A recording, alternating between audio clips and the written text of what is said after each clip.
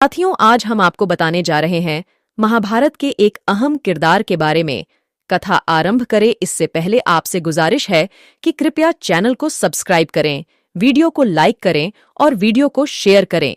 तो चलिए फिर वीडियो शुरू करते हैं।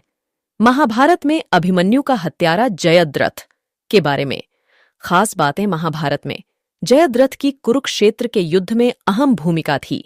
उसने कई ऐसे काम किए थे जिसके चलते उसका नाम आज तक लिया जाता है। आओ जानते हैं उसके संबंध में खास बातें। सिंधु सभ्यता महाभारत काल में मौजूद थी। महाभारत में इस जगह को सिंधु देश कहते थे। इस सिंधु देश का राजा जयद्रथ था। जयद्रथ कौरवों की ओर से लड़ा था। जयद्रथ का विवाह धृतराष्ट्र की पुत्री दुशाला के साथ हुआ था। इस मान से दुर्योधन का जीजा था।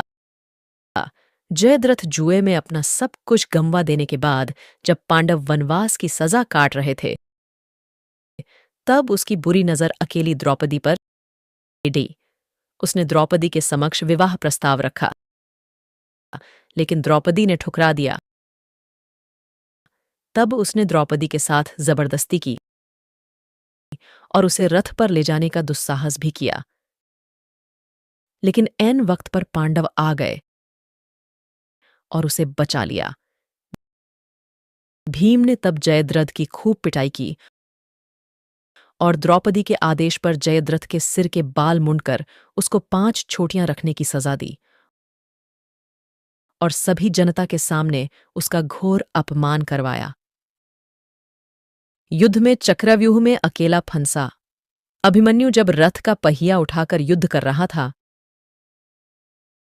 कहते हैं कि वह 7 महारथियों से लड़ रहा था। जयद्रथ के कारण ही अभिमन्यु के पीछे आ रहे पांडव चक्रव्यूह में अभिमन्यु के मदद के लिए नहीं आ पाए थे, क्योंकि जयद्रथ ने सभी को चक्रव्यूह में जाने से रोक दिया था। अभिमन्यु के चक्रव्यूह में घुस जाने के बाद जयद्रथ चक्रव्यूह के अंदर घुसने से चारों पांडवों को रोक देता है।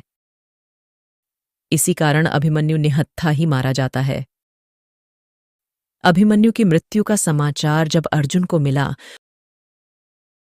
तो वे बेहद क्रोधित हो उठे और अपने पुत्र की मृत्यु के लिए शत्रुओं का सर्वनाश करने का फैसला किया। सबसे पहले उन्होंने कल की संध्या का सूर्य ढलने के पूर्व जयद्रथ को मारने की शपथ ली और कहा कि यदि मैं ऐसा नहीं कर पाया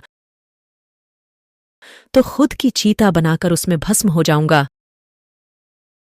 यह घोषणा सुनकर कौरव पक्ष में हर्ष व्याप्त हो गया और उन्होंने जयद्रथ को छुपा दिया गया ताकि सूर्यास्त से पहले जयद्रथ का वध न हो पाए और इस तरह अर्जुन खुद ही आत्महत्या कर मारा जाएगा। तब ऐसे में युद्ध यहीं समाप्त होकर कौरव पक्ष विजयी हो जाएगा। लेकिन पांडव पक्ष ने जब यह घोषणा सुनी तो सभी में निराशा और चिंता के बादल छा गए। श्रीकृष्ण ऐसे समय भी मुस्कुरा रहे थे।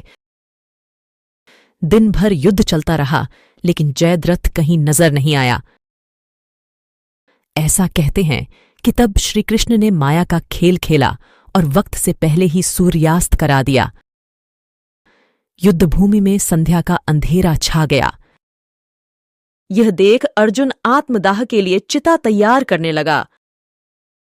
दोनों पक्ष के ही योद्धा यह नजारा देखने के लिए गोल घेरा बनाकर खड़े हो गए।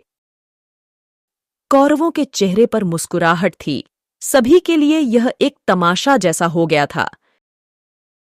इस बीच जिज्ञासावश छुपा हुआ जयद्रथ भी हंसते हुए यह नजारा देखने के लिए यह सोचकर बाहर निकल आया कि अब तो सूर्यास्त हो ही गया है। जब श्रीकृष्ण ने जयद्रथ को देखा तो उन्होंने अर्जुन को इशारा किया और तभी सभी ने देखा कि सूरज निकल आया है। अभी तो सूर्यास्त हुआ ही नहीं है। यह देखकर जयद्रथ घबराकर भागने लगा, लेकिन अर्जुन ने उसे भागने का मौका दिए बगैर उसकी गर्दन उतार दी। साथियों, वीडियो कैसा लगा कमेंट करके जरूर बताएं।